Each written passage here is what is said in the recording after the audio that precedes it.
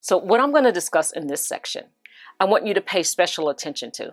I want you to decide what you think this is. You think it's detail? You think it's design? Let's get it. Hey, hey, hey, it's Terry, Virginia's daughter, and I am back today to talk about Vogue 1405. Yes, indeed. This is a Tracy Reese pattern that was released in 2014 and ranges in size from 8 to 24. When I tell you I was so excited about this project, for a couple reasons really. Number one, it was going to be an entry in a challenge that I committed to last month. I'm gonna take the plunge and I am going to join a challenge in February. So I decided that I wanted to become more involved in the sewing community, and as a result, I joined the Black History Month Designer Pattern Challenge 2025. This is put on by Natita over at Sew Natural Dane. It's where you hand make an item that's created by a Black pattern designer in honor of Black History Month. The second reason was I had the pattern already. I had the fabric in my stash, so I didn't have to go shopping, except for the lining. I did have to order that. I'll talk about that a little later. And I got a new dress out of the deal. The project had to be completed and posted to Instagram by February 28th. Instagram. That's another challenge. It's a challenge within a challenge, because I have not posted on Instagram since April of 2022. Yeah. That's been a minute. It's not my favorite platform. You know what, never mind. When I was going through my pattern stash, I knew that I had some Tracy Reese patterns in my stash. And so I knew immediately when I picked this pattern that I was going to use this fabric. The fabric is a burgundy rayon jersey from Joann Fabrics. I got it years ago. I can tell you I pay regular price for this. How do I know? Because the majority of my fabric in my stash is clearance and from Joann. I don't even know what I had in mind to use it for. Perhaps it was this, but I was glad that I had it. I had the pattern, I had the fabric, but I had to order the lining fabric. So the pattern does call for a lining, and I ordered it from Fabric Wholesale Direct. I always want to say warehouse, but it's wholesale. This is a power mesh fabric in a raspberry color. Is that what it's called? Power mesh lining. Yeah, stretch mesh power knit.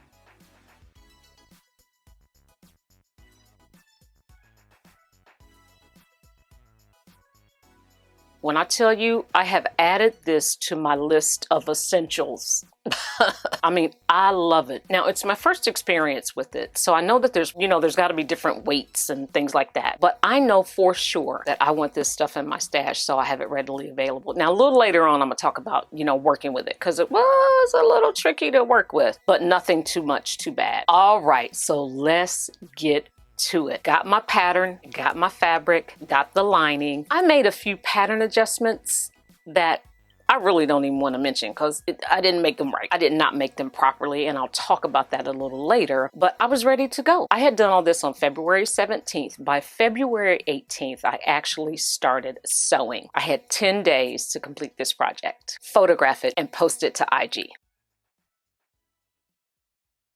Beforehand, I Googled the pattern to see what the sewing community had said about it. And I say had said because it was a 2014 release. I didn't know if I was going to find a current review or not. But there were two main things that stood out. The lining. The second thing that came up was the zipper. All was good. All was great. All was gravy. Until I got to step 28. I'm going to read step 28 to you. But let me first say that leading up to that, I decided to omit a detail, or was it a design? Each strap contains a bra strap ring and a slider that allows you to customize the fit of the bodice to your body, like a bra or a whole slip. One of the reviews that I read said that wasn't necessary. After reading that portion of the sewing instructions, I agreed. I was like, I don't think this is necessary, so I'm not going to use it. Not to mention, I did not have these items on hand. Didn't feel like running out to the store. Didn't want to order it. So I was like, the best thing for me to do at this moment is just to omit it. I could see where that would be okay. And I have no regrets about that. Okay, so back to step 28. Let's take a look at it. And it reads, keeping bodice wrong side of left bodice to right side of left side of lining, matching notches, centers, circles, and seams. Adjust gathers, pin front self-facing in place over gathers, and then base. Okay, hold on. In wrong side. Oh, wait, that's supposed to be pin. The P is missing, okay? Keeping bodice front self-facing free. Pin. Pin. Pin. Wrong side of left bodice. Now let me preface this part by saying I should have known better. Terry should have known better. I didn't think it through. I followed the instructions exactly the way they said to do it. When you flip the dress inside out, the wrong side of the lining is showing. To be honest with you, I'm following the instructions right, because I'm thinking at some point you're going to flip it. You're going to flip the dress some kind of ways. So the bodices, the right side is facing out. For some people, it may not be a problem, but I prefer my lining to be right side out. By the time I realized what was happening, it was too late. I was not going to take it apart because the lining, it's from the power mesh stretch knit. It's difficult to work with. It's, kind of slippery. It's curly. It curls up a little bit. Of course, it's stretchy. And this is my first time working with it. I can imagine that after, some practice, you get better. But I still feel like, generally speaking, it is a, somewhat difficult fabric to work with. Not to mention that the bodice neckline and the arms have a facing. It's a, self-facing. I said, this is looking so beautiful, but it's on the inside.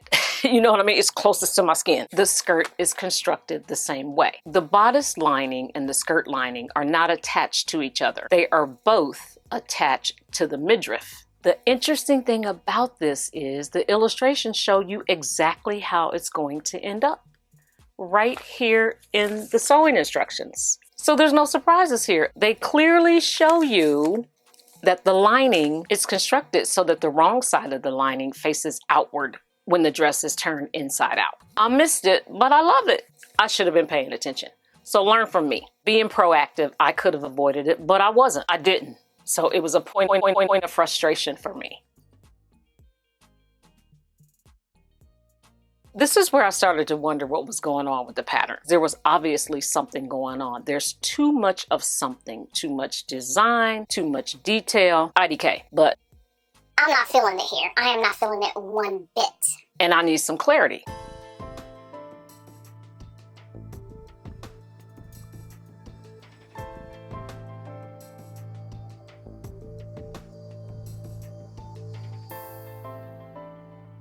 There are 4 pieces used to construct the midriff. Piece 9 is the midriff front. You cut 1 on the fold. Pattern piece 10 is the front stay. You cut 2 on the fold. Piece 9 is gathered at the sides and basted to piece 10. The remaining piece 10 you use as a lining. Piece 11 is the midriff back. You cut 2. Piece 12 is the back stay. You cut 4. Piece 11 is gathered at the sides and basted to piece 12. The remaining pieces, 11 and 12, become the lining. So the midriff lining is not out of the power mesh fabric, it's out of the fashion fabric. Should you decide to make this pattern, this is where I suggest that you become particularly organized, whatever that means for you, because these pieces resemble each other so much that you could get confused if you're not careful. So let me ask you, just from what I described here, you get the feeling that a lot is going on with this midriff. Can't you just have a midriff draped without stays? Can you just have a draped midriff? Are the stays even necessary? That's what I begin to wonder. One of the reviews said that, the lining was fiddly.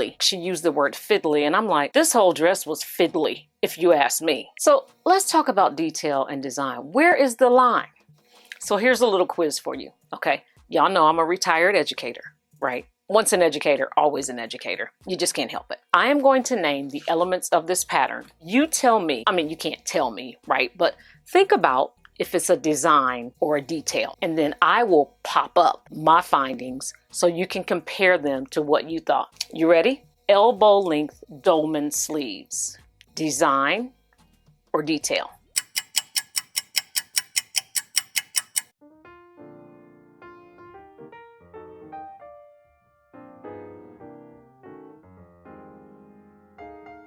Wrap bodice that extends into the collar, design, or detail.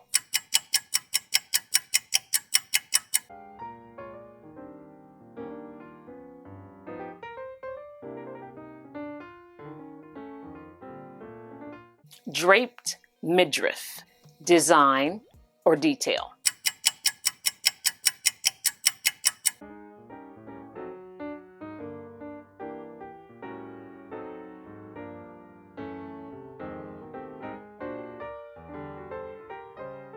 Front and back stays, design, or detail. Or detail.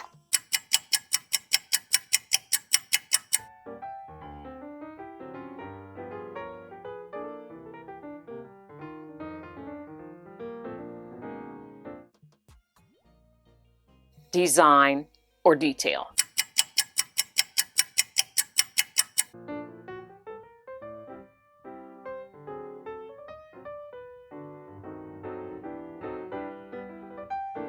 Gathers, which are on the front and back stays, as well as the center front of the bodice, design, or detail.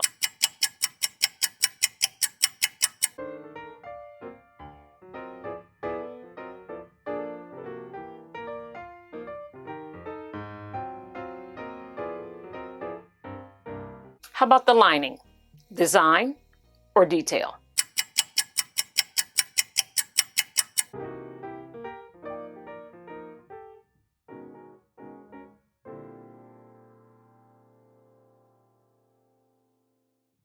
The zipper, design or detail?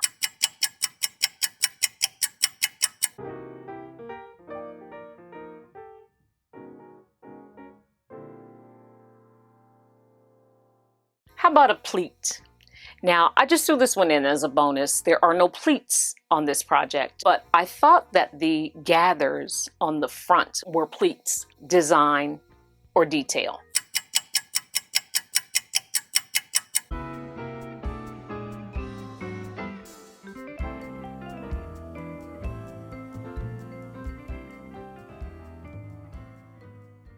Narrow hem, design or detail.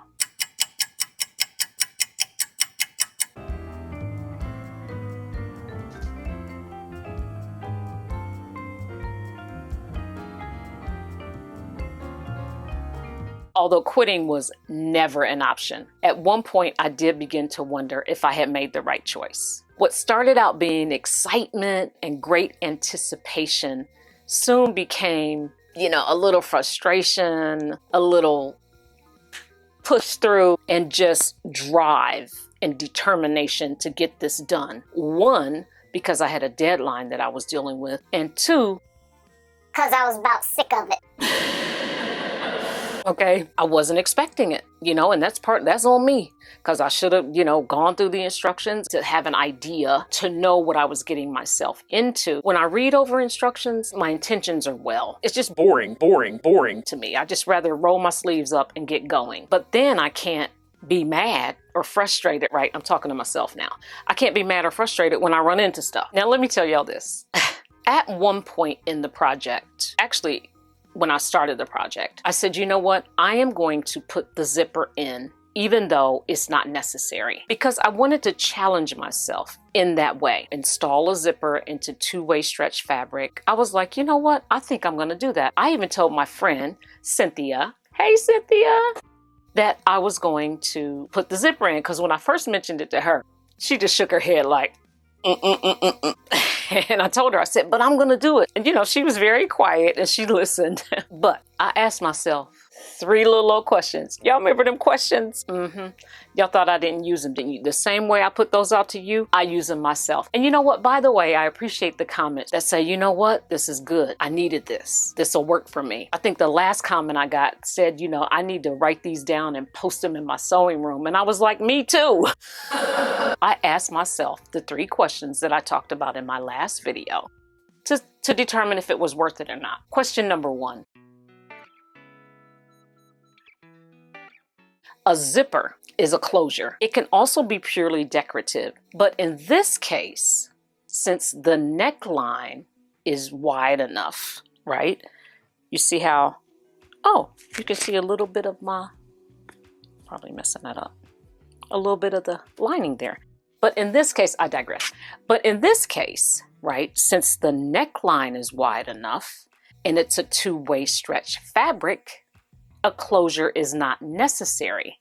So there's no real purpose of having a closure. So the answer is no. Question number 2.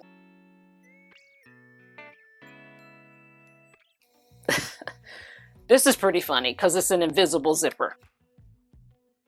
So you're not even supposed to see it anyway, right? Yeah, it will look good without it. Okay, so I just remembered. The second part of the story of the zipper was I would just put in an exposed zipper. Since the zipper is invisible, I can install an exposed zipper. So you'd be able to see it, but at the same time, I would get the practice and build my skill of installing a zipper in knit. But then I knew, nope, that's not gonna work because you don't install an exposed zipper like you do an invisible zipper. You have to prepare the opening in a different way than you do with an invisible zipper. So no. Thank the Lord. Question number 3. Right off the bat, I would have to say yes. Anytime you can challenge yourself to push yourself to the next level, you know, gain some new gain some new skill, gain some more knowledge. It's a good thing in my book. It would be done for the right reason. It's not worth it. Earlier, I stated that I had made some adjustments. Those adjustments were based on the standard pattern measurements. That's a big mistake, I know that. There are no final adjustment measurements that are provided on the pattern. I didn't find any. That's a problem for 2 reasons. First of all, this is a very stretchy fabric, right? It's a two-way stretch. Second of all, you know, it doesn't account for the ease that's in the pattern. When you're not provided with that on a pattern, it's very easy to calculate, but you have to take the time to do it. I didn't do that, and as a result, the dress is a little big, right? It was bigger. I had to take it in some, but I feel like that is what affected my drape. So my drape doesn't look like the drape on the pattern. The next time I make this dress, if I do, I won't adjust it at all because I could have gotten away with those measurements because the fabric is stretchy. And I think the gathers combined with the stretch is what gives you that beautiful drape that you see all the way around the midriff on the pattern envelope, but it doesn't look like that on my dress. At first glance, I thought this dress was going to be simple. I mean, if you look at just the dress itself, if you look at the line drawings, you say, okay, you got a bodice front, a bodice back, sleeves, midriff front, midriff back, skirt front, and skirt back, right? Simple. And a zipper. But there are some extra unseen elements at first glance that take this project to a whole nother level. Are all the elements necessary? I guess each one of us individually has to be the judge of that. But a good idea might be to take a closer look, whatever that means. Looking at the pattern instructions, you know, looking at the pattern pieces, like that would have done it. If I had just opened this up and checked out the pattern pieces before I got started, which everything is right here in the sewing instructions, I would have seen all these pieces, which probably would have prompted me to look at the instructions. Now, I know I said I don't like instructions and I don't really like reading through them. They're boring, but now I'm looking for something. I'm like, hold up. So now I'm interested. I'm not just reading through the instructions to be reading through them per se. I'm looking to see what's going on here, because if it's too much, it's then I can decide, you know what, maybe not this dress. Maybe I'll pick another dress. Or, you know what, yeah. Let me prepare this opening for an exposed zipper since I'm going to challenge myself to do a zipper. My lesson has been learned. I thought I was going to pitch this pattern and this dress.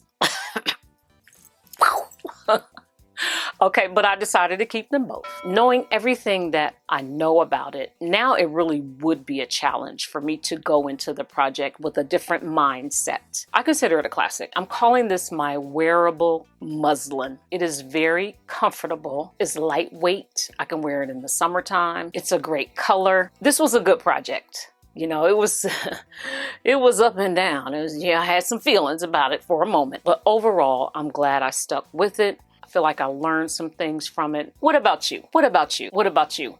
Have you ever started a project and wish you hadn't? Or was like, you know, oh my goodness, like what have I gotten myself into? Regret? Anything like that? Be sure to let me know in the comments. Thanks for tuning in today. Hope all is well with you and yours. Spring is in the air over here, sun shining and whatnot. Create something fabulous every time you create something. And until next time, take care.